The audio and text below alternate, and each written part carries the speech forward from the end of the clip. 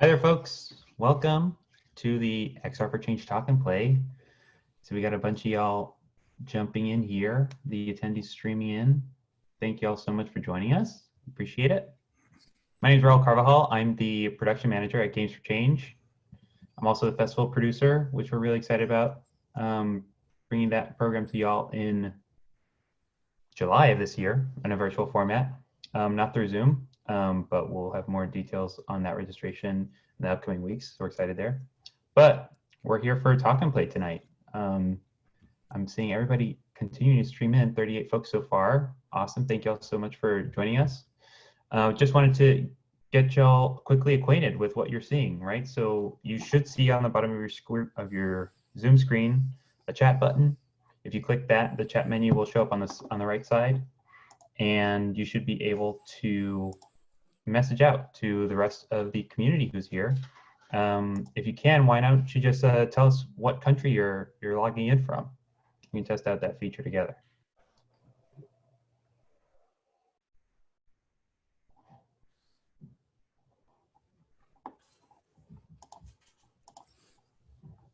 And if you're not seeing a setting, you'll be able to change the to in your message to all panelists and attendees. And that way somebody's saying that chat is disabled for attendees. Oh, interesting. Should not be. Which tends to keep people from responding. How about now?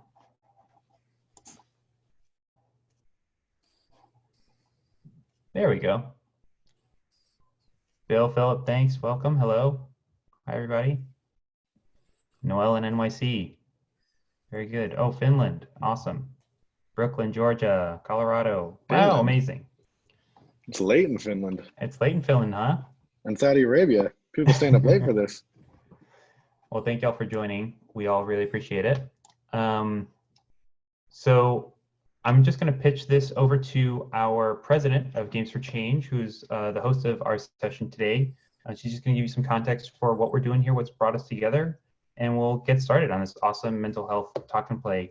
Again, thank y'all for joining us for this new and exciting session type. Susanna, take it away. Hi, am I on? Can you guys see me? Yes, hello. So for those of you who I haven't had a chance to meet before, I'm Susanna Pollock, and I'm president of Games for Change. You've had a chance to meet Raul Carvajal, who is our fantastic producer and production manager. He's been working with our XR fellow Archit and putting this series together for you. We launched XR X for Change Talk and Play a few years ago to help develop a community of practice who are using people who are using XR for purpose of social good across a lot of different categories, whether it's learning or social messaging, whether it's health or civics or raising awareness on issues, training. And it's been a community that's really been excited to come together. We've been running these series in person for the last few years, but this is our first attempt at creating a virtual experience, so bear with us as we might have some growing pains here, but we are expecting this to be a first of 3 talk and play events that we're going to hold leading up to our Games for Change Festival. We'll throw out some dates at the end, but May 28th is, I believe, the next date, and then June 24th, I think, is the next. Here, I'm going to show you a screen real quick so you can just see the dates if you want to take a snapshot of that.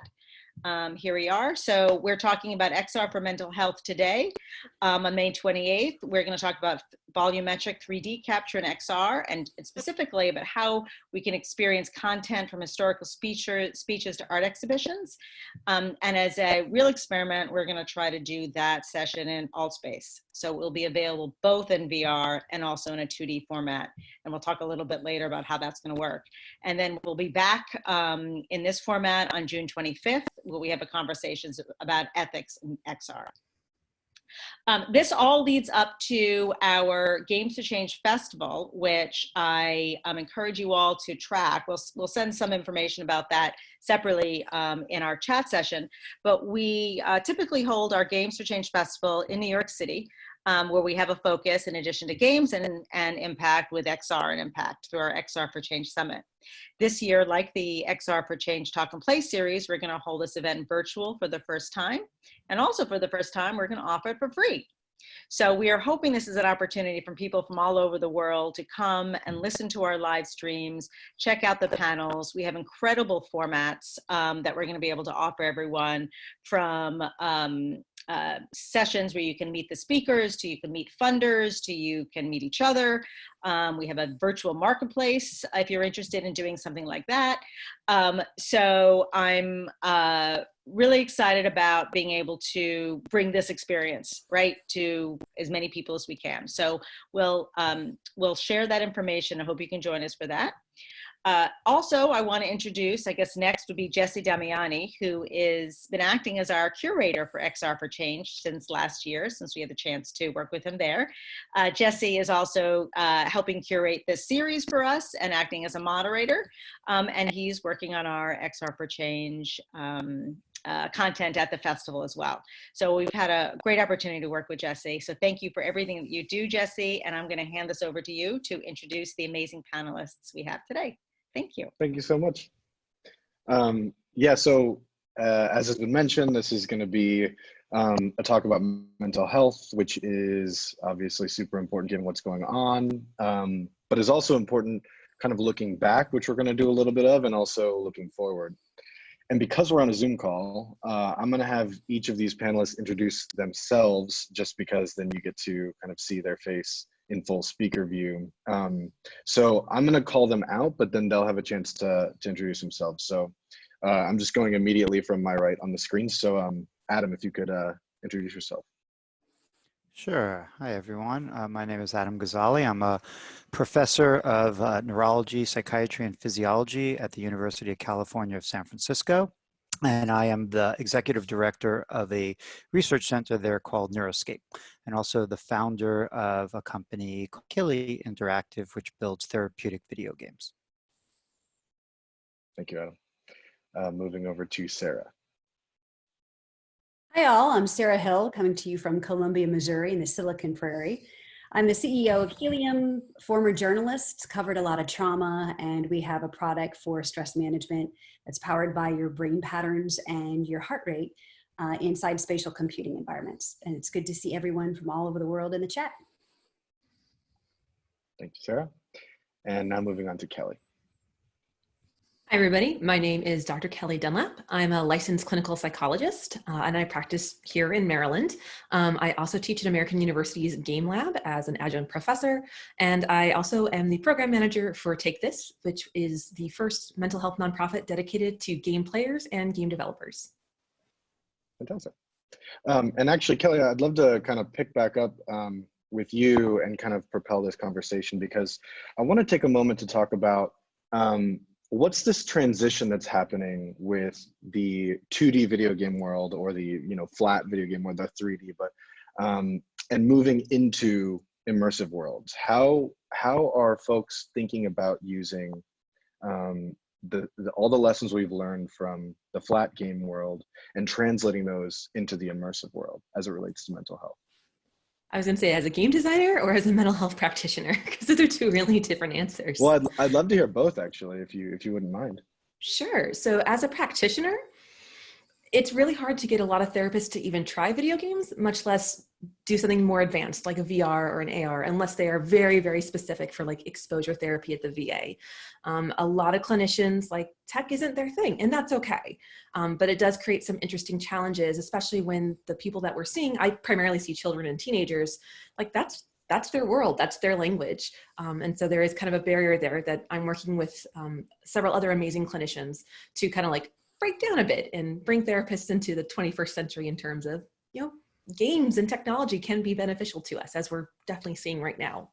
As a game developer with a focus on mental health, there's a lot of questions, and I'm so excited to see that there's something on ethics, because that's probably the very first thing that comes to my mind every time is, we've studied really well the effects of 2D video games or 3D video games, but still like screen-based games on mental health. And, the research is pretty consistent. Like, it's just a thing. It's a hobby that we enjoy. It is not something terrible.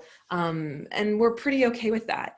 But when we start talking about, mixing reality or augmenting reality or going into virtual reality, the research really isn't there. So as a game designer, it's kind of like, okay, proceed with caution, own the Hippocratic Oath of do no harm, and really think about that empathy for your player of what is their experience going to be like. Are they going to be happy that they did this experience? And what are the potentials for harm? And what are kind of your blind spots where maybe you don't know about potential harm? And who can you bring in to kind of address that? So a lot of focus on ethics and collaboration with different areas of science. So psychology, neuroscience, philosophy, ethics, all that kind of stuff. Thank you. And actually bringing up neuroscience, I feel like that's the perfect segue over to Adam. This is sort of another question I want to kind of throw to you, kind of mirroring that last question.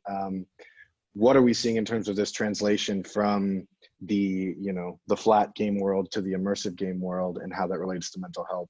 And then also, how are you bringing sort of a neuroscience perspective into the work that you're producing?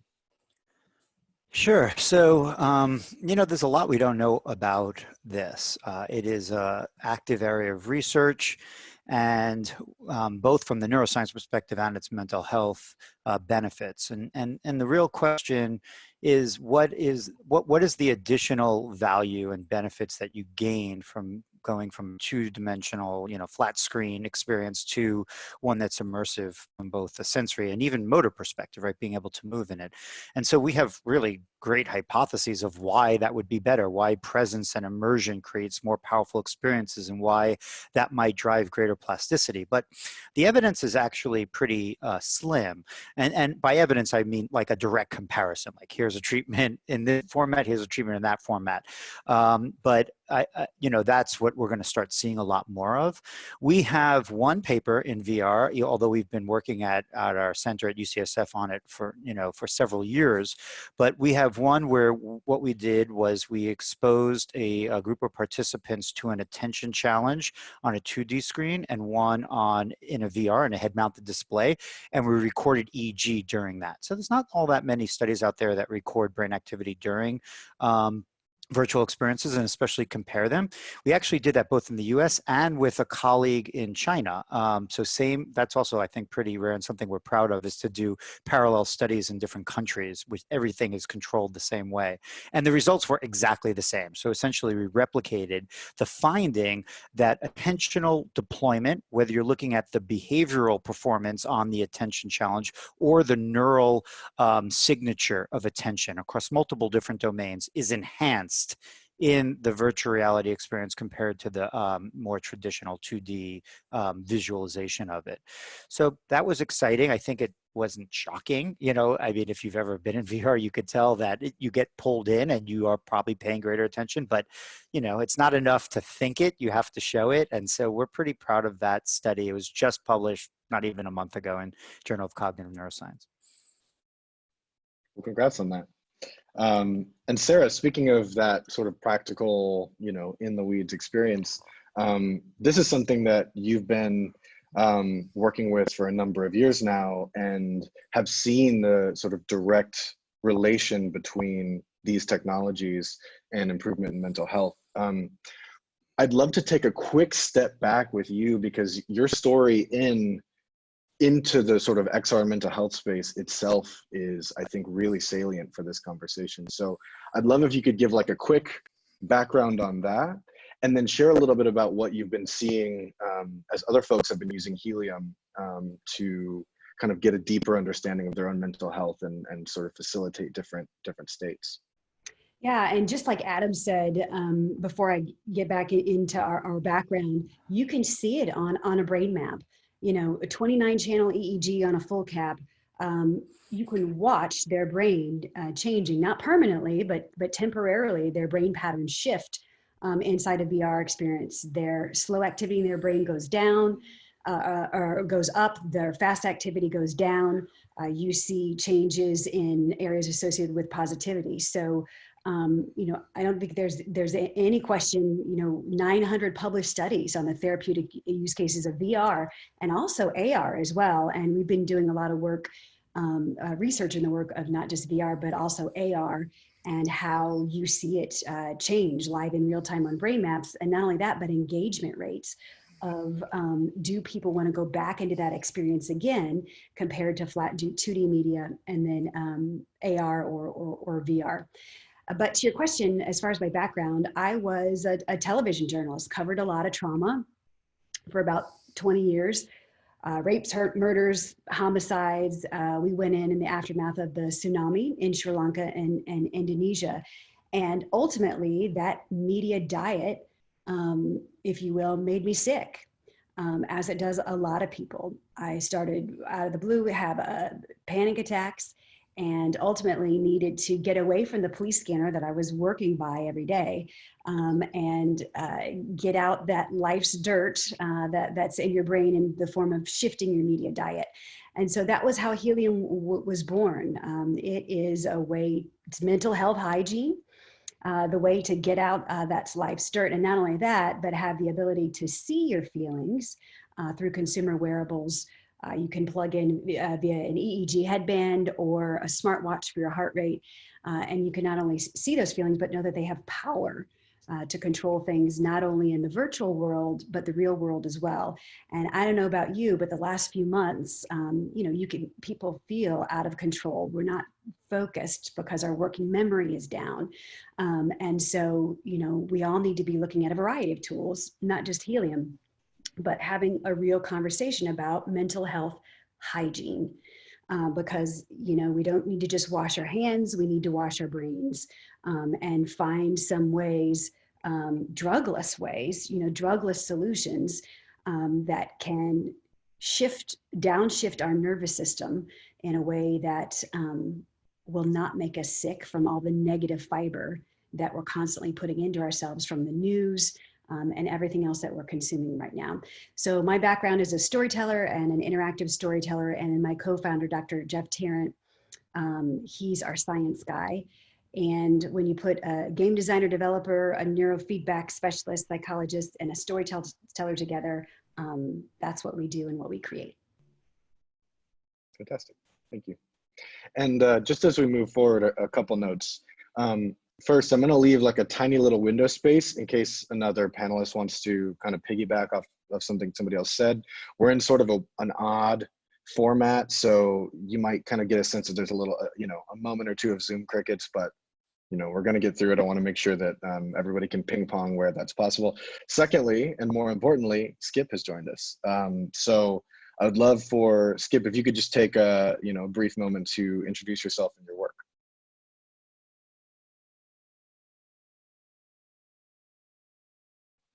I think you're on mute. Oh, hold on. Okay. Can you hear me now? Okay. I said, I'm sorry I'm late. I'm driving in an RV across the panhandle of Texas, bringing my mom from Connecticut to Los Angeles, the only safe way to get her to the West Coast. So I'm obviously haven't showered in a couple of days, and I'm wearing a brain hat here just to make sure that I look at least somewhat presentable for the topic. Anyway, my work at the University of Southern California Institute for Creative Technologies involves the use of virtual reality across a wide range of clinical applications. Over the years, we've done quite a bit of work addressing post-traumatic stress disorder, developing exposure therapy applications for combat-related and now sexual trauma-related PTSD. We've done a lot of work in cognitive assessment.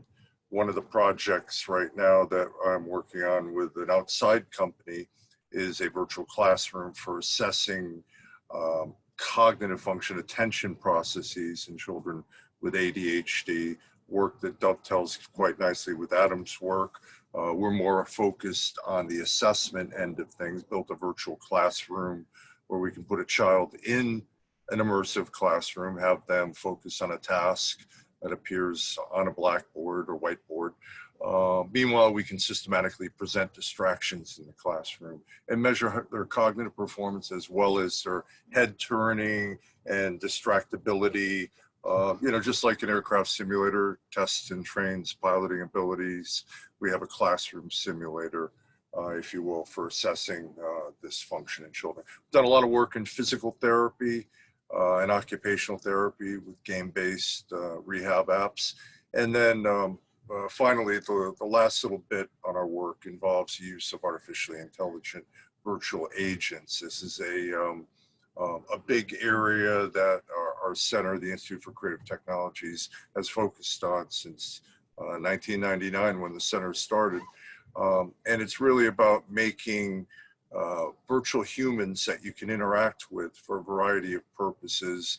The original work was funded by the Army, primarily for leadership training, negotiation training, cultural sensitivity training, but we've taken that work and now translated the technology to build virtual patients for training docs how to be more sensitive and do a better clinical interview, or for helping people on the autism spectrum practice their job interviewing skills and other social skills that they might have difficulty with.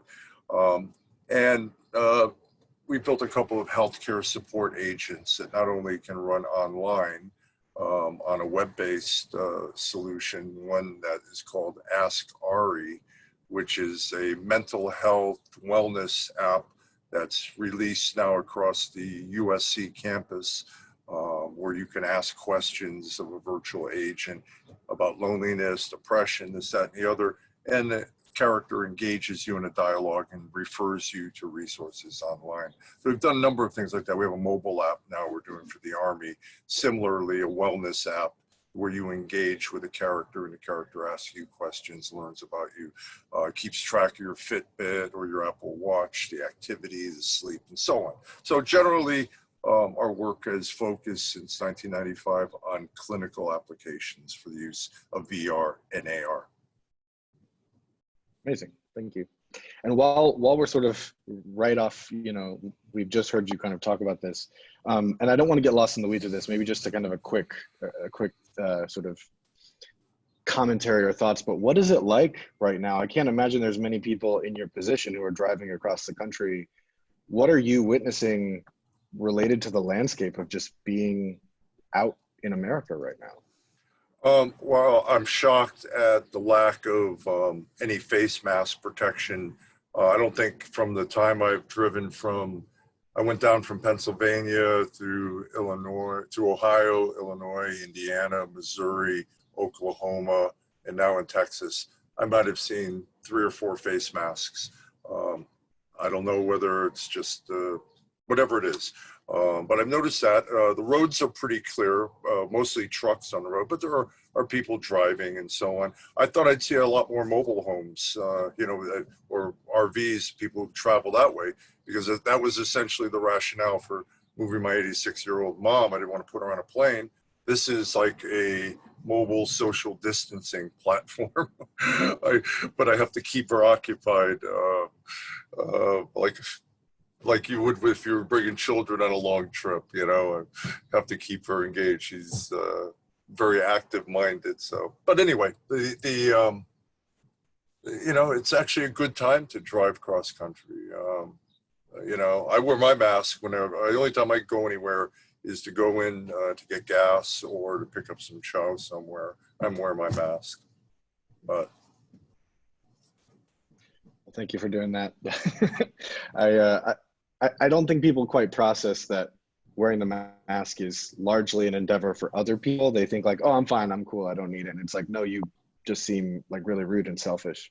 But sort of pivoting off that point, I think it kind of segues into something that I wanted to get to, which is a lot of times people approach mental health as, oh, that's an issue for, you know, neurodiverse people and I'm fine. I don't need to think about that. How do VR and AR potentially serve a role in conditioning a population that doesn't want to consider mental health? Or rather, make that question a little broader.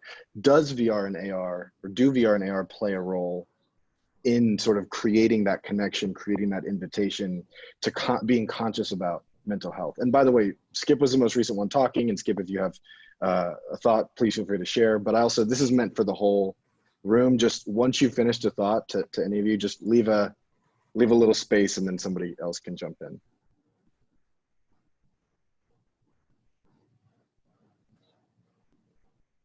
Is that what you call the Zoom crickets right there? I think that's it. I'll bite, break the Zoom crickets. What do we have in our medicine cabinets for our mental health? Chances are not a lot, right? And I think, we all need to be thinking about, what is that kit?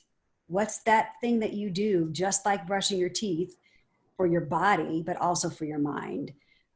It's mental health hygiene. And, I think we will hear more and more about that in the coming years to come, because of what we're going through right now. It needs to be a habit beyond just a treatment, but something that we're in the habit of doing every single day, just like we, wash our body. We need to somehow find the way to ensure that our mind is healthy as well. And, gaming, XR in 2D or 3D are great ways to do that.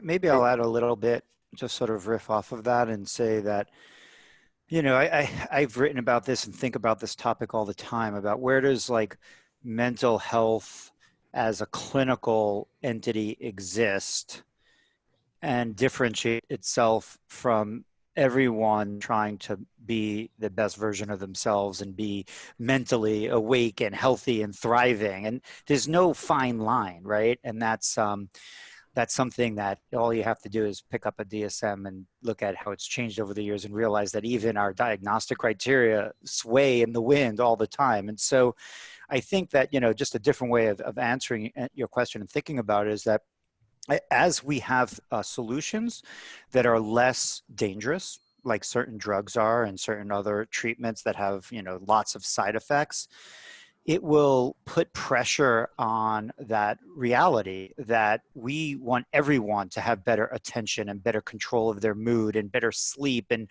less anxiety. Like, who doesn't feel anxiety right now? Like, everyone does. And I think that we've separated them so dramatically because, like, this is wellness, that's medicine, this is education, that's training, because our treatments were pretty dangerous and there was a large burden to being treated. Now, when we have these tools from video games to XR interactive experiences, it will put pressure on that, because more people will be like, okay, I don't have a diagnosis of ADHD, but I don't have great attention. I would like a little better attention too. And so I think that we're going to see a change over the next several years as more people, whether or not you have a diagnosis or not, are interested in these tools to help improve their minds, I'd say. I would like to just add that I think that, as we're seeing conferences, going into this format, and now healthcare being pushed into, more telehealth approaches, that's going to be one of the big beneficiaries of this time, better recognition that healthcare can be delivered in this sort of a format. And I think that's going to be one of the positive benefits as we move forward. And there's no doubt that there's going to be significant mental health ramifications from the time we're going through now. There are two articles that came out of China in the last couple of weeks. One where they did a PTSD screening questionnaire, the PCL, on COVID survivors, 714 of them, 92% met the PTSD criteria on that screening measure. Now, that doesn't mean they have PTSD.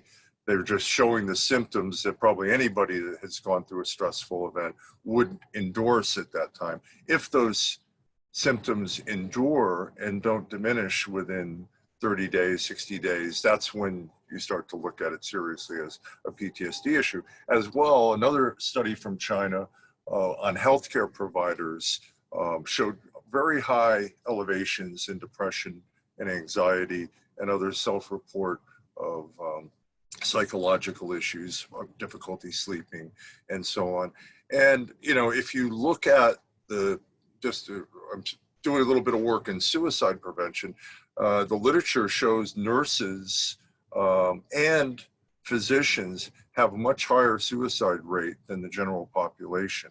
Now, the ringer that they're being put through right now, makes a strong case that we got to be vigilant for it. I look at what we're going through right now as how it was in 2003, 2004 with PTSD due to the Iraq and Afghan conflicts. And there was an urgency that led to a lot of research and development that occurred afterwards. And I think that same thing is going to happen, rightfully so, here. And I think VR, AR, and particularly in subclinical self-help methodologies, wellness support, like some of the panelists here are involved in, I think we're going to play a large role in that moving forward.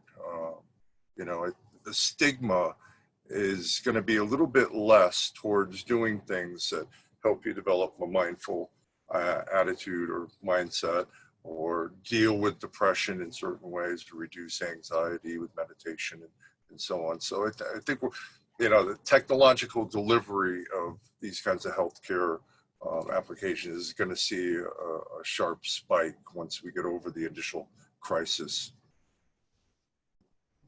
From my perspective, I think a line that we're all drawing out that I just want to kind of like state clearly is that there is a difference between mental wellness, mental health, and mental illness. So just like we all have physical health, and we can be physically well or physically ill, we can be mentally healthy and well, or we can be mentally ill.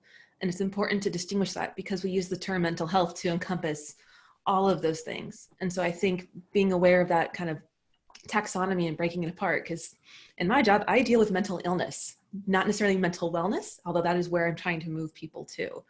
And in terms of what AR and VR can do, I know for me, my other stump speech that I have is like, when we're making interactive experiences, whether they're VR, AR, XR, and they're for people to enjoy, specifically around commercial games and products, like, can we just normalize that mental illness is a thing, that mental health is a thing, and that mental wellness is a thing? I think that would go a long way to destigmatizing people doing help-seeking behaviors around what they're going through, as well as encourage people who maybe feel like there's something missing and, you know, want to go towards that self-actualization type of thing of, you know, I'm fine, I'm healthy, but I could be healthier. You know, I could stop white bread and go to wheat, not because I'm ill, but because I just want to be better. And so I think leaving space for all of that is important. And as long as there are held up as equal, like your mental wellness is as important as if you have a mental illness, and that one shouldn't be valorized and one shouldn't, and the other one and stigmatized.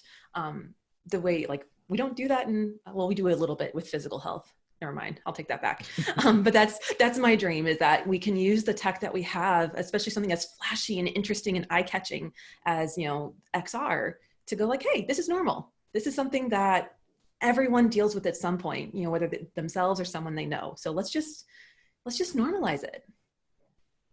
I love that. Oh, go ahead. I would say Rob Brownbeck on the stream gave you a thumbs up, and he said also mental fitness as well. And Sydney Rubin. Yeah, carrying that, I love this idea of being able to both see the different categories and also kind of collapse them under one umbrella, because that allows us not to stigmatize sort of one sort of part of the space. I'd love to hear, maybe Kelli, we'll start with you on this, just, you know, given the mental health special interest group, what tactics have you taken, or are there conversations or design choices or I don't know, how are you able to, or what successes have you had in getting that conversation before folks who are developing VR and AR? And what could you share with other people saying like, yeah, I'm developing a game and I want to, you know, be sort of an advocate for mental fitness, mental health, mental wellness, but I don't really know where to start. So Kelli, I'm going to throw it to you first, and then just we'll free for all. Ooh, okay. Well, in terms of getting devs to consider mental health and wellness, it's me screaming from a box pretty much as often as I'm allowed, whether it's at Games for Change, whether it's at PAX, whether it's at GDC. When I'm in gaming environments, I'm usually the only mental health professional, pretty much always the only psychologist, and the only person like actively seeing clients. And so I'm not gonna lie, like, it does feel like yelling into the void a lot of the time. Obviously, I'm not alone. I have this amazing panel around me. I have an amazing group of friends and people who support me in my work, and peers who are just like really busting their butts right now to try and tackle all this together. So I wish there was an easy way to say, hey, yeah, games, come pay attention. Like, this is important. Let's talk about this.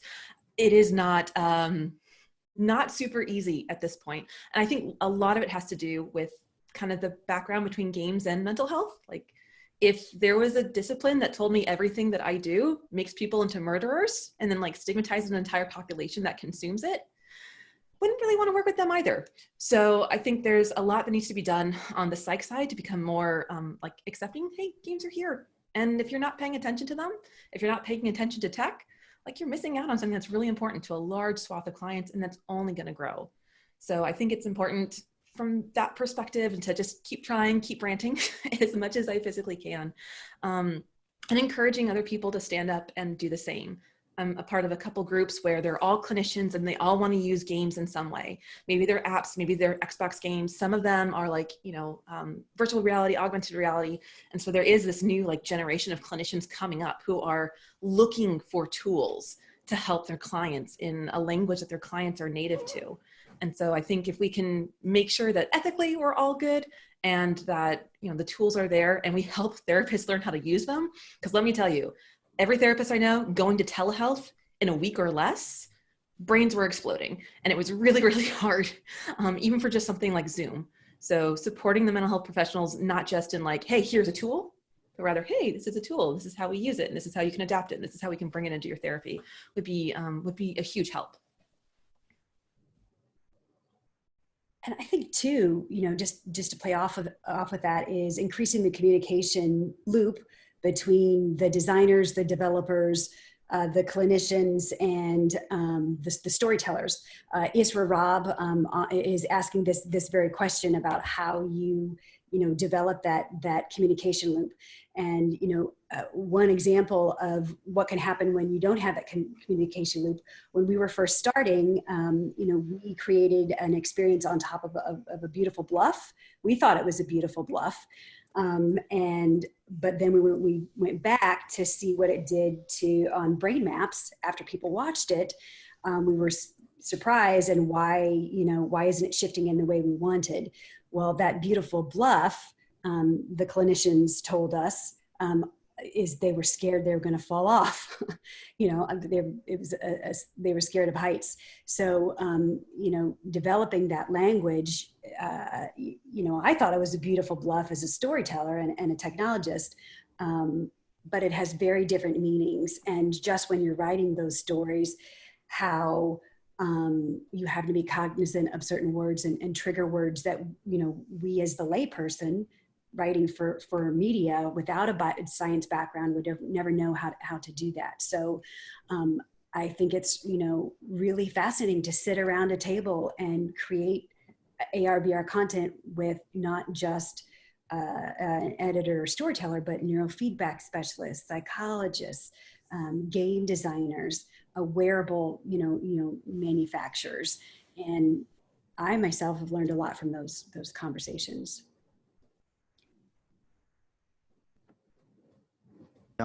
Maybe I'll just jump in a little bit on sort of the challenges of acceptance of a video game or an experience in this media as a mental health tool. I'm sort of in a unique position as of a week ago, in that I have my first offering to the world that's now publicly available, and not through research participants, of a video game that I've been working on for 10 years now. I don't know if you saw that skip that we just announced a couple of days ago. It's a sort of quirk of nature that it's out there. The coronavirus is going to definitely wreak a lot more havoc and distress than it does anything positive, although this would be an example of something I think pretty exciting. Just to mention, and I've been working on this video game as a treatment for attention deficits across numerous populations. Started 10 years ago in my lab at UCSF, then moved to a company called the Kelli Interactive that I co-founded, and now it's gone through dozens of validation studies, 5 clinical trials with over 600 kids with ADHD, and including a phase trial. And it sits at the FDA right now to be approved as a Class 2 medical device to treat children with ADHD or the inattention of ADHD. And a week ago, the FDA said in a post that if you have a digital therapeutic and have evidence of efficacy, we're not going to monitor whether it's approved or not, which is, I think, a completely unprecedented event in the FDA's history, as far as I know. And it's largely because, A, these are not very high risk, high side effect treatments, and the need is so great. So they're like, if you're in the category of, PTSD, depression, OCD, ADHD, anxiety, and you have a treatment, police yourself. Don't make overinflated claims, make your claims appropriate. If you don't have data, say you don't have data. And so we put it out 2 days ago after many years, and it's parallel to our continuing to seek FDA clearance as a prescribable treatment. But, we now have inflowing information about people wrapping their heads around. I have an inbox full of people trying to wrap their heads around, here is a treatment for a mental health condition, in this case, children with ADHD. So I'm going to learn a lot in the next couple of weeks. Some things are very warm and welcoming and open-minded and future thinking, and others are not. So there's a little bit of everything. So anyway, it's a new journey for me that started days ago. So it's fun to share it with this group. That's a big, there's a big round of applause, I'm sure, happening in households all over the country and the world. So we've been getting some good, I'm going to use this moment to remind everybody that for Q&A based questions, the Q&A section is the ideal place for that, because it allows me to kind of have a panel here to be able to kind of bring some of that in without having to keep track of the whole chat scroll. There's one question in particular from John Daly. I'm a fellow psych layman, so I'm sure y'all will be able to unpack this a little bit, but I think it's an interesting question, and I'm going to put it up with this Answer Live feature. Oh, maybe I did that wrong. Oops. Okay, so I lost the written question because I thought it would go up in all of your screens. But his question basically was, are we seeing studies or research around logotherapy, so the pursuit of meaning, rather than things that are just, I shouldn't say just, when we think of mental health, we often think of ways that tools are being used to, bring calm, bring mindfulness, stress resolution, sleep. What tools are you seeing that are kind of driving in XR, but possibly if there are things outside of XR that are salient to the conversation, that are potentially helping folks find meaning? I would venture a guess that this is really where the intersection between the immersive interactive experience, game-based experiences you can create in VR with perhaps more storytelling.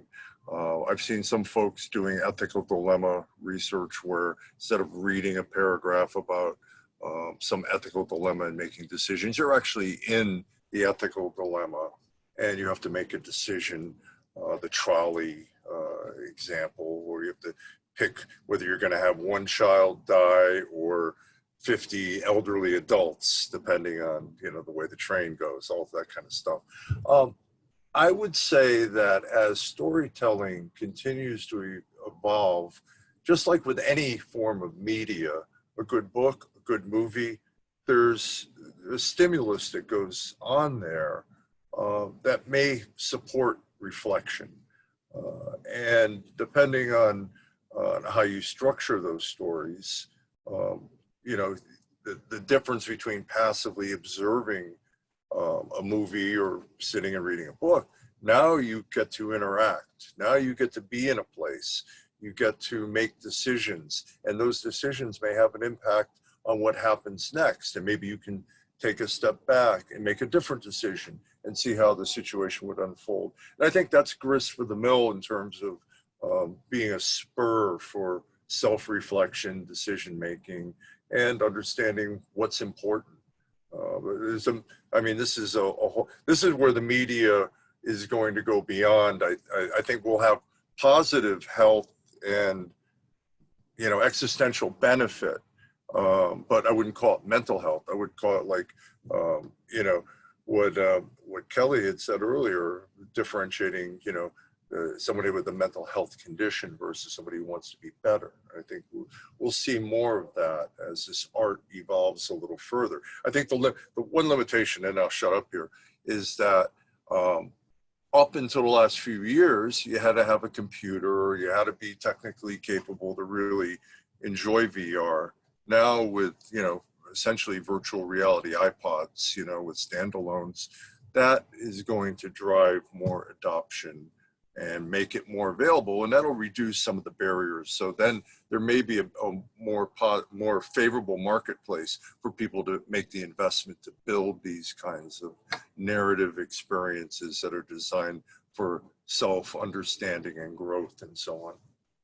Yeah, and to dovetail off that with the storytelling, the unique inputs, not just from VR and AR, but when you combine that with sensor data, and you know, all of the wearable fabrics and the sensor data that is, you know, generating 2D data dashboards, and the value of being able to not only see your sensor data in near real time, but have the ability to interact with it and have a relationship, and to know that that's you as a power source, and the sense of agency that gives yourself in a story beyond you know, looking just around the sphere, but knowing that you can control the sphere with the healing powers that are inside yourself. And so that's what I get, you know, geeked out about, is about the combination of wearable technology and XR, specifically as it relates to EEG. You know, EEG is in earbuds. It's no longer, you know, the full cap or even a headband. It's, you know, coming to our earbuds, and the ability to not only control it, but to see in near real time how your body and your brain patterns and your heart rate react to that media. You know, in years from now, we'll think, you know, remember back in the days when we used to have to do all this, you know, studies to see how this was affecting that brain pattern. And, you know, sensor data will come to a point where we can see how we're reacting to that in near real time, which is pretty exciting. I'll jump in. I use games all the time in order to help clients find meaning. So I wouldn't say I'm a logotherapist, so to speak, but I have an entire rant about how Dark Souls is like the best example of like finding meaning through suffering. So like, 'cause that's what Dark Souls is. And so I think it's important from that perspective, as we continue to make these games that are more interesting, more immersive. They have more applicability, easier transferability between the game world and the physical world. To keep that in mind is that something doesn't have to be like super serial to have meaning. You know, talking with a client about why they choose to play, you know, a specific character in their D&D game. What did they get out of it? You know, who is their favorite character in a video game, and why? Like, it's a reflection on their morals and what matters to them and what values they have. And it's fascinating when people talk about their game experiences because they own them. You know, when you read a book or watch a movie, it's, oh, the main character did this. But when you're playing a video game, or any game really, it's, I did that. I slayed the Dark Brotherhood. I defeated Alduin. I am wielding the Buster Sword, so to speak. And so I think that's an important part of it too, is that, you know, I think games often get this rap of like, it's childish, or it's not important, or, you know, play is a waste of time. And it's, you know, that's how we find meaning in things, is by playing with them and by exploring them and being open and curious. And, you know, there's a fascinating quote whose name escapes me at the moment, but it's like, the opposite of depression is curiosity, because depression is being completely shut down and curious is being open to possibilities. So I would love to see that going forward. And I'd love to see that narrative transition go along with XR strategies.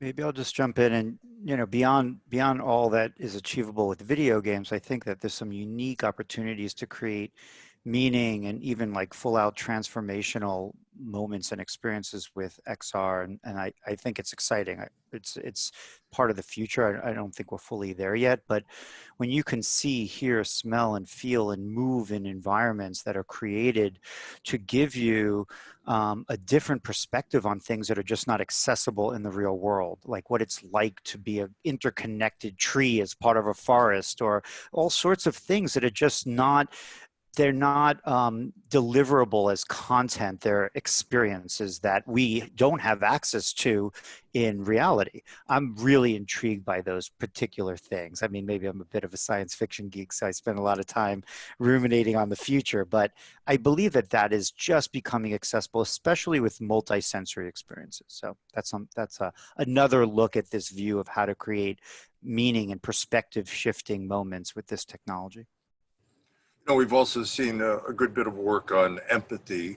I think Chris Milk said, the ultimate empathy machine, something like that. But, if you look at the work people have done, like Jeremy Bailenson work with Becoming Homeless, where you're actually in that experience and seeing what that is like from that first person perspective. I think that's quite powerful and can really drive you to, to think about things differently from another person's perspective. He's done some great stuff with Growing Up Black. That was really exquisite piece of work. So I think that's another opportunity there. Things that are called empathy building devices also are inspirational and engaging and may have an impact on how we make meaning in our own lives.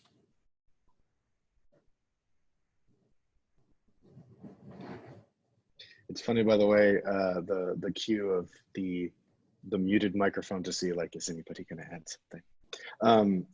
One thing that came up in a few different parts of sort of answering that question, and by the way, thank you all. That was like even more informative than I thought it was going to be. And I thought it was going to be very informative to begin with.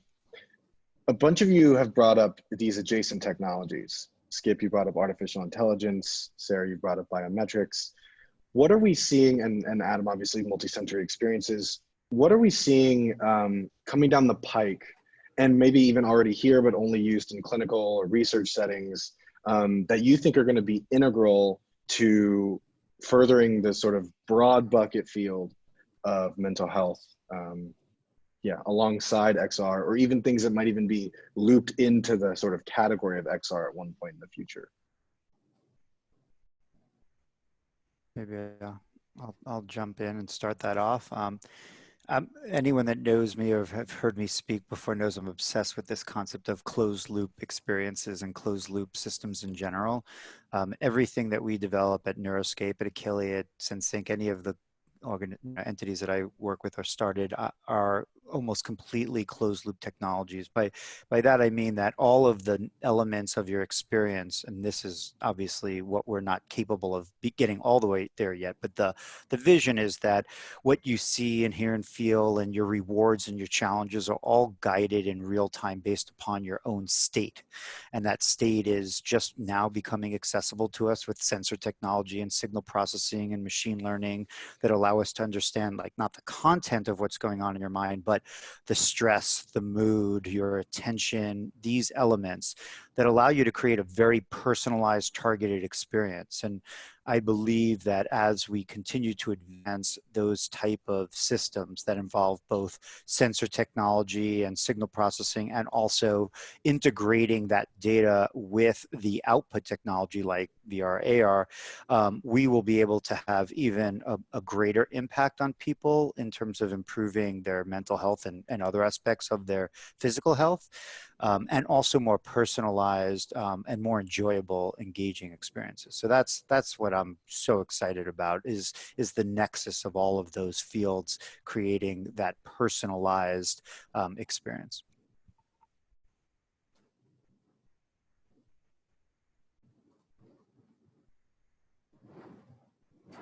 I just really want Mind Light. Like, it's a game for change game that uses biofeedback to help kiddos regulate their, their sympathetic nervous system while they're anxious. And it's really cool and it's really cute, but it's not accessible to clinicians. Like, I don't have the biofeedback equipment, and I don't think the game is actually public released. I know it's out there, but I'm not quite sure how to get it. And if I don't know how to get it, I can guarantee you no other clinician does either. But like, that's an example to me of like that perfect marriage of let's bring in story and narrative and like really good game design, as well as our understanding of psychology, our understanding of like anxiety and like what's appropriate for a very specific age group. And I wish that there's so many tools like that out there, but it doesn't feel like they're available to us on the ground, I guess, for lack of a better term. And I wish they were accessible or they were more easily accessible, so that, you know, I could like use them in my practice and support other clinicians who want to use tools like that in their practice. But there is a very large divide between the really awesome, amazing tech that is up and coming and the people who, like myself, who are at least working with people with mental illness, like with the people who are doing that kind of work too. So I would love to see more friendship is what I want.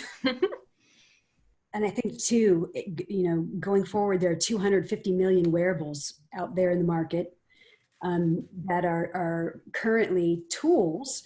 You know, we have two on our platform, a headband, an EEG integration, and then also a smartwatch.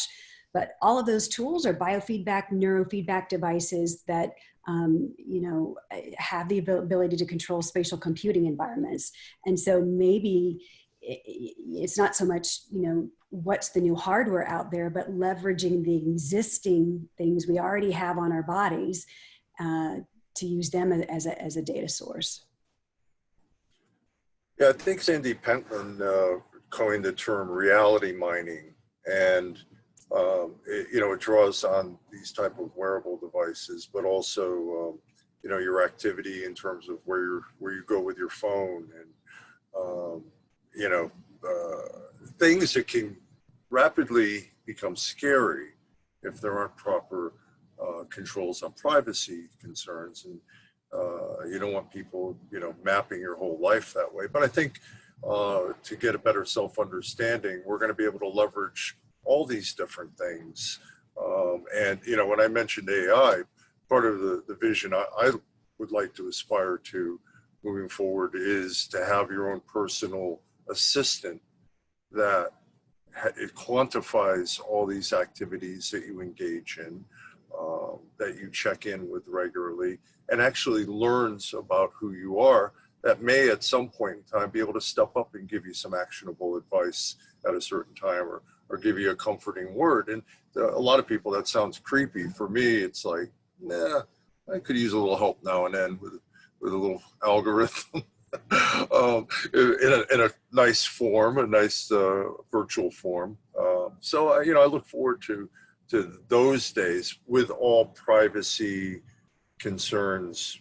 That has to be addressed, because this stuff could go off the rails very easily if there aren't proper, what do you want to call it, regulatory elements or whatever.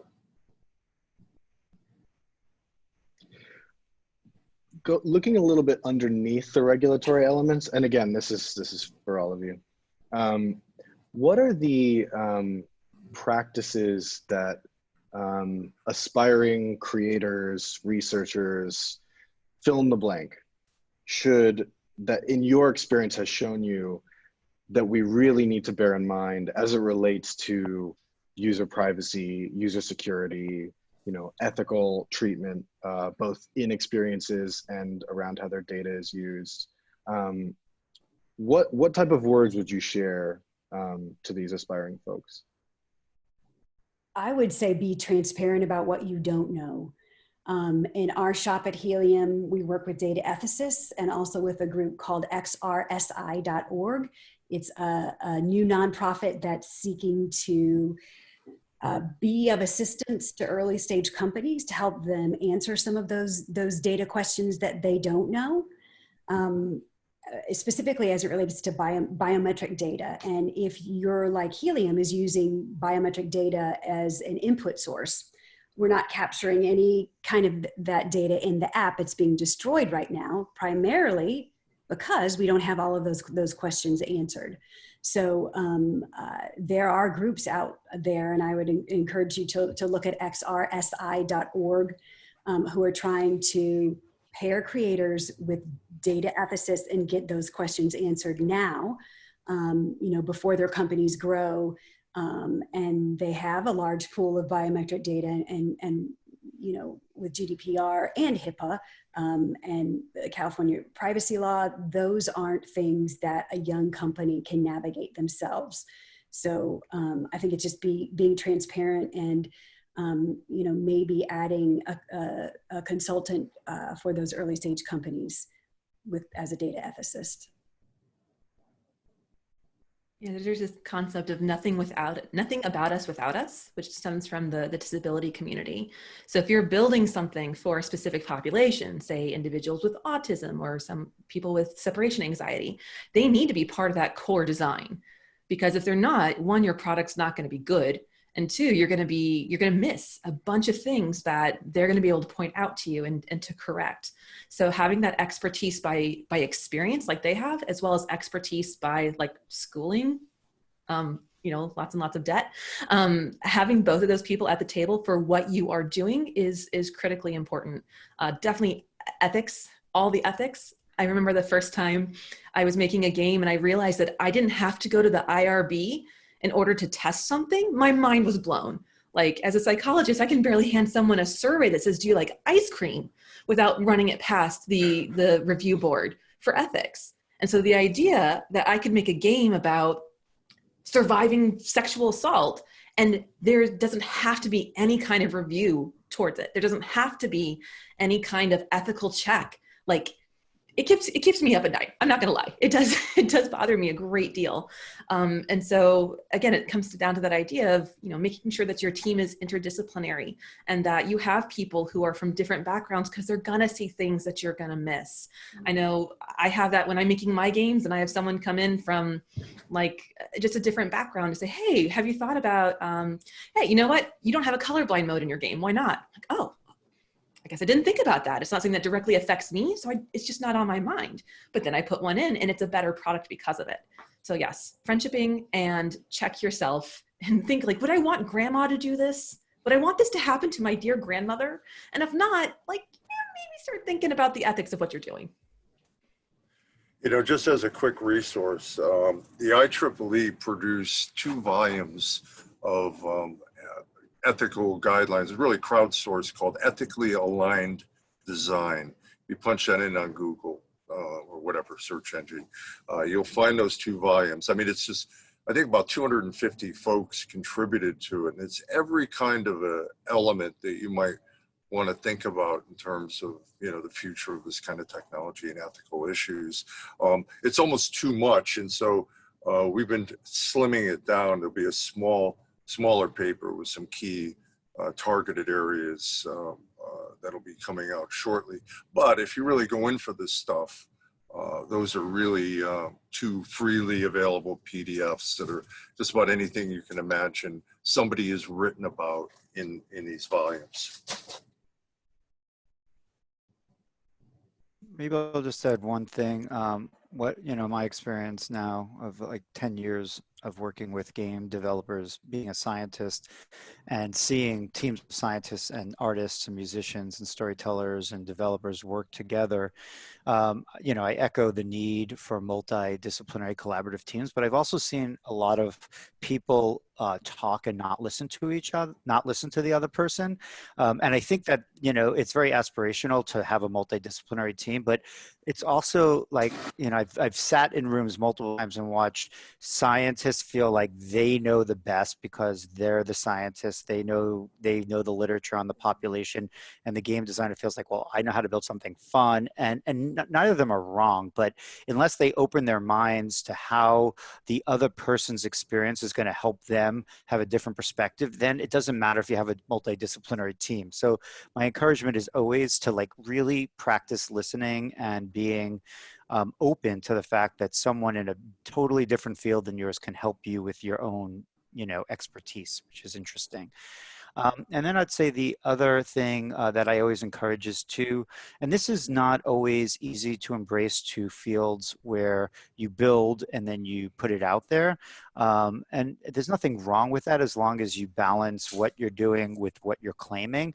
But I feel like this field is rich for need of careful research to understand whether the hypotheses that we have are actually well-founded and supportable by empirical data. And the field will only benefit and grow as more people embrace the fact that, you know, just because you think it works doesn't mean it's going to work. We have many examples of that, you know, and not being the case. You believe it, you want it, it makes sense, but it doesn't really work the way you thought it was going to, and that's just okay. That happens. So those are my two pieces of advice that I give for like new companies and groups that are entering this domain. Adam, that sets up perfectly to something that I know you have experience, Skip. I know you actually, all of you have great experience sort of on this front. So I'm just, again, throwing it to the room, but maybe starting with Adam. It's sort of a two-part question. It's because there's this interesting relationship between the academy and the entrepreneurial and sort of corporate world. How are we bridging those worlds? Or rather, how are those worlds bridged? How do we help really good research escape the lab? And how do we help the corporate world actually do that sort of diligence that they're not prone to want to do? Well, that is definitely a longer answer than any of us have time to go through now. I mean, there's full days and sessions and symposium on that topic. It's such an important one. If the good ideas and the deep thinking and the research lives in the academic world and never crosses over to industry, then we've failed as our ultimate mission, which is to create actual value in the world, not just, you know, intellectual satisfaction of asking really hard questions and doing challenging research studies. So we have to figure out how to work together. And for the last decade, I've been sort of addressing or meeting this problem both as an academic and entrepreneur and as an investor now. And it's thorny. I don't really have all the answers, but I know that it takes an open mind and a good, again, going back to like the multidisciplinary problem of a team. This is another one. You know, academics feel like there is a way that things should be done, and I get it. We have like 100-year-long tradition of what it means to be peer-reviewed and all that, and what is appropriate to put out to the public before, or a certain data point has been reached. But I also understand what it's like now to be a company that needs to survive and needs to get things out there. And it doesn't mean that you do things that are unethical or make overinflated claims, but you have a different set of criteria that are essential for you to survive and to create good in the world. And so I think that a lot of it starts with understanding and communication between all these different entities. There's just different sets of rules, but there's common purpose and there should be common ethical framework that we're all being held to. So hopefully that will continue to improve. I see it changing. I get emails all the time from faculty members at my university at UCSF saying, hey, I have this idea and I think it's something beyond a research study. I think it's like a product maybe, or, what do I do? Like, we have no training at all in anything, outside of the academic or clinical environment. We don't know anything about entrepreneurship or what's a Series A round. And so what's intellectual property? How do you protect something so that it is desirable to a company? So I see that changing dramatically, even at my university, that there is an embrace. It used to be like pretty stigmatizing to say that you're a scientist at a university that has a patent and is now starting a company. But that has changed, I would say. I think that now most other researchers are like, that's an interesting pathway. So I think with that change, we'll see the whole sort of landscape shift. It's almost as if we need to do away with the hackathons and do more nerdy play dates. So by that, I mean, in a hackathon, at our shop, we do a lot of nerdy play dates, meaning we bring people in who, from a variety of different backgrounds, whether they be own operator, machine learning, or game developer, designer, biofeedback specialists, and let them play, not for the purpose of creating a product, but for the purpose of discovering, new ways to pair media with wearables or drone technology or anything else. And there's a lot of value in play. And I think a lot in our, in companies, they are going after more, sort of creating a product and, fundraising and all that we as creators forget that we need to play, because that's how we develop future products and learn, new ways that, your skill set or your army men, your toy, whatever it is that you're passionate about, can be worked with someone else's media or story like that. So we need to bring back nerdy play dates, in my opinion.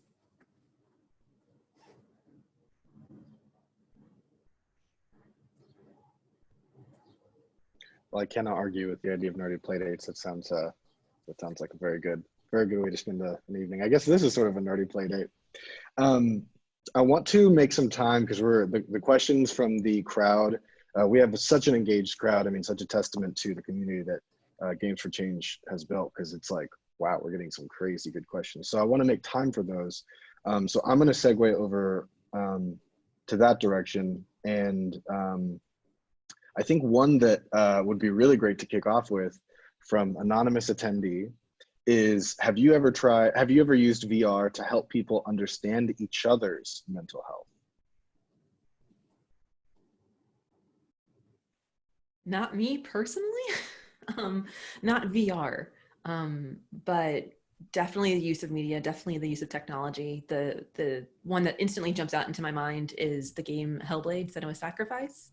It was created by Ninja Theory, and the most beautiful thing about this game is that it was co-developed between a psychiatrist, Paul Fletcher, his team, as well as members of a group of voice hearers who were in recovery. And so their direct life experience informed just like the most interesting parts of that game. And one of the most powerful things, and I'm gonna like cry thinking about it, is there's a video that Ninja Theory put together that has like screenshots that their community took with quotes from people who wrote to them saying like, thank you so much, because now my mother understands a little bit about my struggle, or now I can see what it's like from my brother's perspective. And I am like goosebumping up.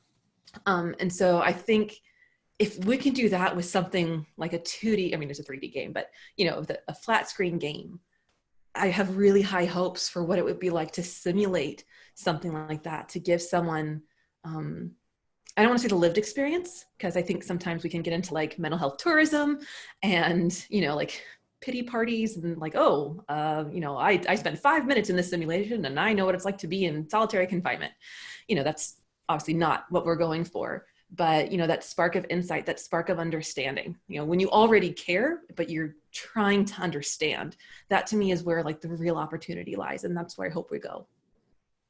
There's a great creator out there. Her name is Sarah Ticho, Ticho, in the UK with Hatsumi VR.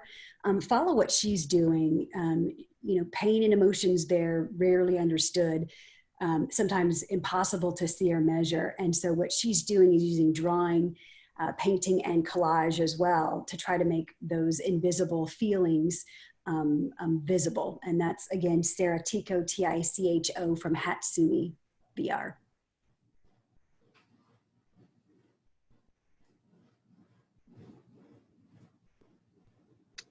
All right, thank you for that one. We have another question from Taisha Dent, and that's, do you think that VR and video games are effective for individuals with severe mental health challenges such as schizophrenia, bipolar, and personality disorders? I guess I'll take this one. In psychology, our favorite word is it depends. The same way that one medication doesn't work for everyone, you can't just like slap a game on it and say that this is going to be a good fit. I just was talking about Hellblade. It's a game about psychosis and about the experience of psychosis. So voice hearing and seeing things that aren't there, like really terrifying delusions, hallucinations, like all sorts of stuff. And so I probably wouldn't recommend that to someone who has experienced psychosis, because it could be triggering. On the other hand, there are people who have played through that game who have experienced psychosis in their daily life, and they found that game incredibly reaffirming and validating of their experience. So I think it comes down to just something very personal. I have definitely used games with people who are struggling with things like anxiety and depression and PTSD and OCD, but it's incredibly tailored to their personal experience, because the game has to be, at least in the work that I do, the game has to be somewhat meaningful to them. They have to have an investment in the game that they're playing in order for me to help them draw meaning out of it. So I would say, yes, you absolutely can use games, but in terms of one, that you're like, oh, this is the game you play if you have depression. Not so much. Not a one size fits all, I guess, is what I would say, because all of our brains are unique. Yeah, I like to go into the design and development of any application, looking at what does the research and the science tell us works in the real world. What is your model? What is your therapeutic rationale for what you do in the real world? And then look at, can VR, AR, mobile apps, whatever, be used to make that treatment more consistent, more available, more impactful, emotionally evocative. I think when focusing on the diagnostic category, I think is less relevant than what is the process you're trying to emulate to address the issues with that. So with bipolar, well, I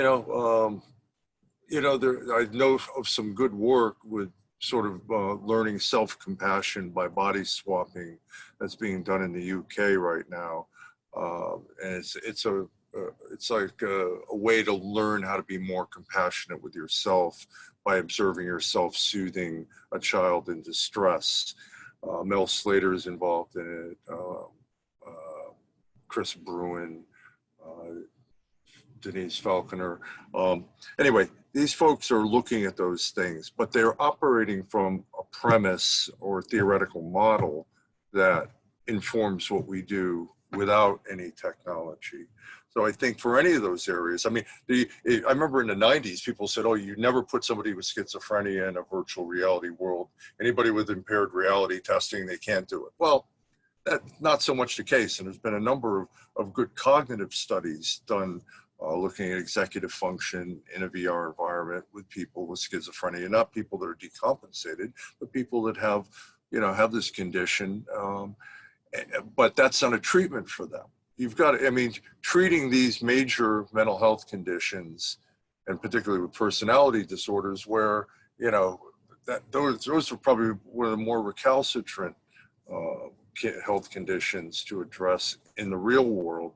There's nothing magical about VR. I think VR is magical, but there's nothing magical about it as far as having a secret formula for fixing all mental health ills. It comes down to what the science and what in the hands of a well-trained and empathetic clinician, then, any tool might be of use. It's just, you have to have a theoretical rationale and have some science behind it before you make those decisions.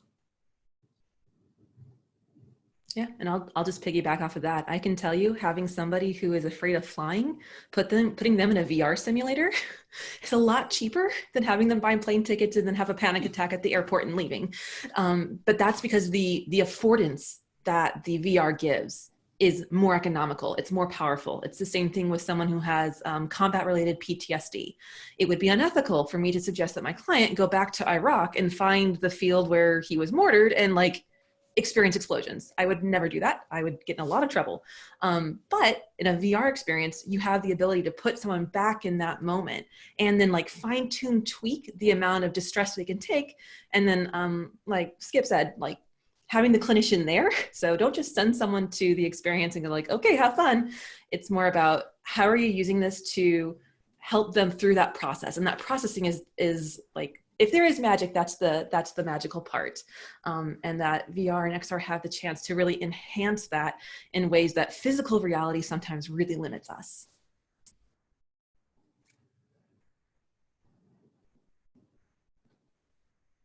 All right, thank you for that. Another question now, and just in advance, my apologies if I mispronounce any of your names. Obviously, no offenses intended. If you have a name that you know is a little sticky, feel free to put like how to pronounce it in the comment or in the Q&A. But we have a question from Rabbi Cheryl Weiner. What is the role of spiritual or religious tools, i.e. spiritual direction or reflection, in mental health or trauma? You know, there's certainly the issue in the area of post-traumatic stress. Is it really an anxiety disorder, or is it what we call moral injury?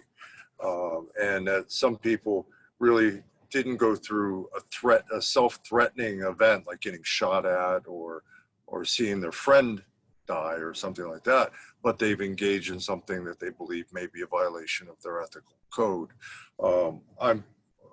You know, a religious experience may be helpful for people like that. I'm not really an expert in that particular element of it, but you know, if somebody finds solace from spiritual experiences, then it may be a useful direction for them to reconceptualize what they've gone through. I know that there are a number of groups that are building out biblical stories in VR that people can experience, and I find that interesting. It's great storytelling because the script is already written. You know, you don't have to come up with anything. But I don't know if that would be of any help in that particular circumstance. From a practitioner standpoint, I think it comes down to cultural competence. So for example, if someone came into my office and was having anxiety or depression, something that I'm used to treating, but they let me know that, hey, I am Buddhist and Buddhism is really important to me in this transformational process that I'm going through, ethically, I would have to refer them out because I don't know anything really about Buddhism. And because it is important to that client, and as they see it as part of their recovery, it would be unethical for me to hold them when I'm not competent to practice. So for some people, that is a non-starter. And then, so you really do need to find somebody who understands that religious background and perspective and what it means for you. Sometimes like, yeah, you know, I practice Buddhism. I think it's cool. And that might direct me more in an ACT, an acceptance and commitment therapy route, than say like a more traditional, for me, CBT route. And so I always want to know what's important to the people that I work with. And so if religion is an important part to them, I find that really helpful feedback. That's really valuable to me in terms of framing the issue. And, you know, the same thing, I think Skip talked about it too, of like in some cultures, having a hallucination is considered normal. It's considered a religious experience and no one thinks twice about it. And that's just like, okay, so if someone came into my office and said, this is part of my religion, I'm not worried about my hallucinations, I'm not going to diagnose them with having hallucinations because it's not a negative impact on their life and it's part of their culture and it's important to them. And so I think when we bring in that understanding and that competence around what's important to someone and what their values are, then we can make better judgments in terms of how we can best serve them. I have to give you a forewarning. My battery is about to die on my laptop, so if I drop off, it just means my computer died. And I'd have to go start the generator on this RV to plug it in, so I'm not going to do that. So I'm not going to be rude if I disappear. It's not because I just left. You didn't rage You're a quit? man of mystery, Skip. Well, Oh, I guess he won just right at the right time. Okay, so any other thoughts on that question? All right. We have another question from Christina Burchescu. And sort of the question is around creating AR and VR content using recovered or patients who have been successfully treated, you know, with depression, anxiety, eating disorders. So I think the idea is using VR and AR to represent success. Have you seen examples of this? Are you integrating this in your own work? Is this something that, you know, we should kind of dive into? Is this something that gives you pause, etc.?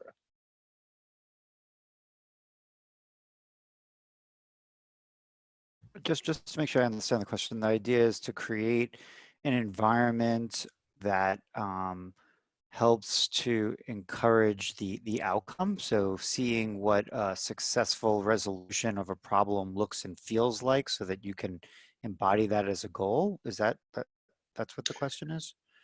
I think that answering that line will be great. I think the specific little extra bit that Christina is asking is actually using real live stories of that success for other folks.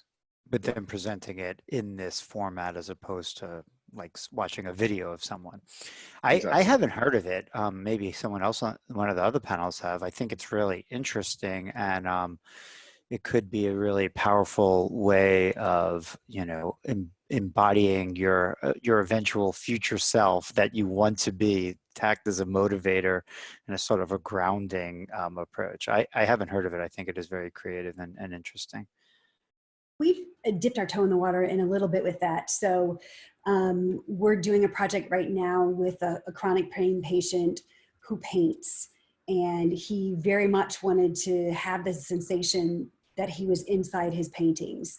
And so we recreated them in VR, scanned them, and then we did a 2D and also a VR story about him. His name is Raj, and he lives in Washington, D.C., and he's a big advocate of talking about his experiences. He really wants to share them so that he can help others understand where he's coming from.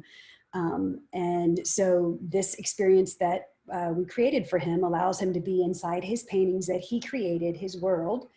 And he gives advice for other chronic pain patients who are going through a similar circumstance, and in a way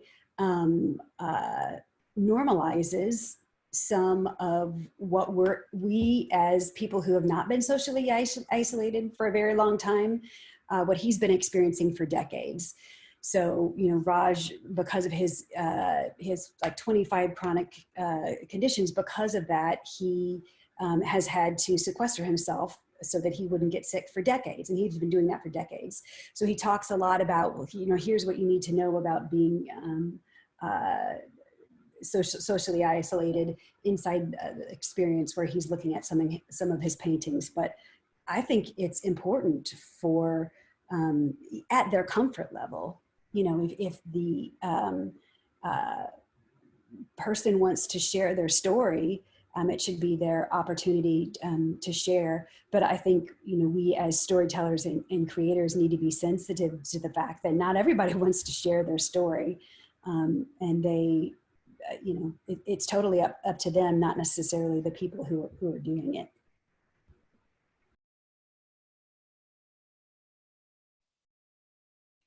Thank you. Going to the next question. We have a couple different Jeanettes on the line. So this is going to be from Jeanette Isabella Schloss. And this is for all the panelists. What are avenues you'd like to see further explored by researchers, companies, developers working in XR and mental health?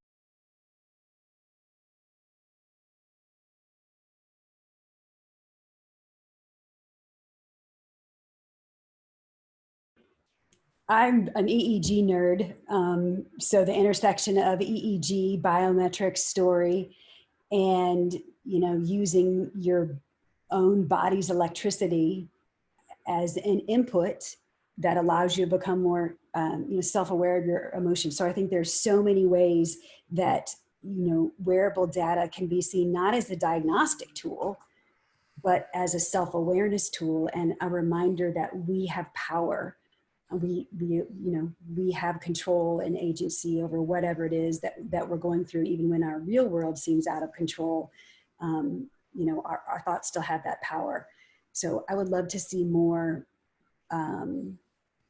insight, nerdy play dates, where the potential of the tools we already have that are already on our wrists can do inside VR and AR environments.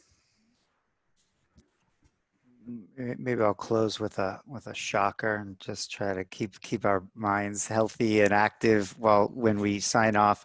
I'm really interested in what I've been reading and not researching in my own lab yet, with the use of psychedelics in mental health research and dealing with, conditions such as PTSD and depression, end of life, addiction. The data is really provocative, and you can't help but pay attention to it if you wrap your head around how much need there is. I think there is a fascinating intersection between the world of interactive media and data, and, the things that we're talking about, and psychedelics. It's a much longer conversation. I've been thinking about it for quite a while and plan to move my center, Neuroscape, next year into starting to explore this, dipping our toe in the water. But I think there is something really fascinating there. I think, there's a ton to learn. Maybe much lower doses of psychedelics might be quite effective if you sort of offer the reality construct to help create the change that's needed. You don't require the entire perceptual world to be created through your own mind and a very high dose of these compounds. Maybe not. I think that there's just lots of really interesting research questions and a lot of good that might come out of that future intersection. And I guess for my nerdy take, I want to know more about what XR can do for D&D. As a clinician, that is so wildly popular with the population I work with, which is mostly children and adolescents and young adults, so like 20s, 30s. And right now, being isolated, I have been trying to figure out how do I run a therapeutic D&D session over Zoom with Roll20, but a secure, so I can't use Zoom because it's not secure and not HIPAA compliant. So how can I make all these pieces come together and pay attention to my group while also being a DM? And so finding some hot fixes around that. But the idea of something where you could be in that place, or you could go on an adventure or a quest, and have that somehow connected to the rest of your group, even if you're not in the same physical location. So almost like the Wizarding world of Harry Potter, but your team is spread out and you need to collect the 5 MacGuffins in order to unlock the door of doom. And I would love to see more of that, because one, we're nerds and we love it, and we're already going to be on the tech anyway, so it's an easy adoption, and clinicians are starting to pick up on it in terms of this is a really great way to engage a group of people who don't like to sit around a table and talk about their feelings. Teenagers don't like doing that. So any tool to make that easier would be amazing. And I would love to see more research on tabletop RPGs for therapeutic interventions in general, but especially with an augmented component to make it easier on the DM to not do the math in my head. I did not expect to hear Dungeons and Dragons reference in this in this panel, but I'm glad we did. So we've still got 13 open questions. So I think this is the moment where I say, why don't you all tell everybody where to find you, how to contact you in public, and then that way they can follow up with you separately with the many amazing questions that are in the Q&A.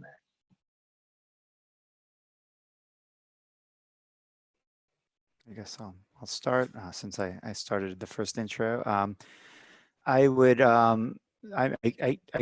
you could read about my research on Neuroscape, .ucsf.edu. I have a website, Gazzaley.com, that sort of acts as a aggregator of all the activities and entities that I engage in. And I'm pretty easy to find. Email contacts, I definitely do my best to respond when I can. But yeah, I'd say those are the best ways to reach me. You can reach me on our site. It's Healium. Healium is spelled like healing, Healium, and that's tryhealium.com.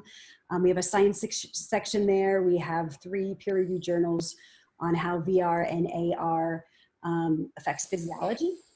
You can also find me on Twitter. That's where I am. That's my primary platform, at Sarah Midmo, SARAHMIDO. And also Healium's Twitter is Healium XR, HEALIUM XR. I dropped mine in the chat as well. You can find me on Twitter. I pretty much live there, at Kelli and Dunlap. Kelli with an I, because my parents were hippies. But find me on Twitter at Kelli and Dunlap. And then you can also find me in some of the work that I do at takethis.org. Again, that's the mental health nonprofit dedicated to game players and game developers. Lots and tons of mental health resources there too. So if you're feeling stressed, check them out. All right. Thank you all so much for being here. It's been super informative. Look forward to seeing you out in the wild. And now I'm going to send it back over to Games for Change. Thanks, Jesse. And thank you to the panelists. What a spectacular conversation. Geez, and we ran over a little bit, but really spectacular. Thank you all so much for participating. Archit, I believe, was just showing the Meet the Panelists slide in case folks need to grab names and companies again. That'll be right there. I do want to remind folks also that we'll be doing a couple more of these. So please stay tuned. Susanna mentioned a couple of them at the top, and we've got a bit of a calendar that we can show you as well, each taking place in the months to come. I'll give you the specifics as soon as I see it, right? So our next one will be a volumetric 3D capture in XR on the 28th.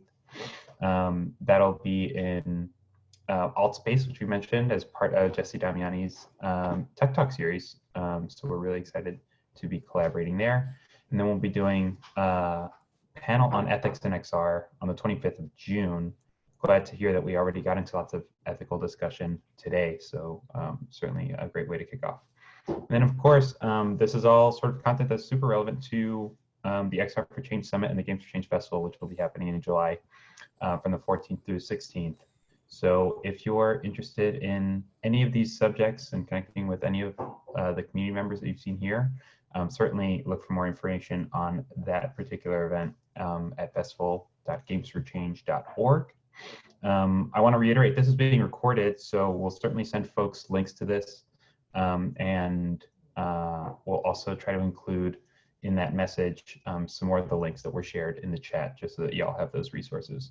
But once again, thank y'all very much, and thank you, especially thank you to the panelists for participating. It was an awesome time having y'all, and looking forward to the next series of conversations. Thanks so much for having us. Thanks, everyone. Nice spending time with all the other panelists. Thank you. Bye, panelists. Bye, chat box. Thank you, everybody. Have a good night. Thank you. Bye.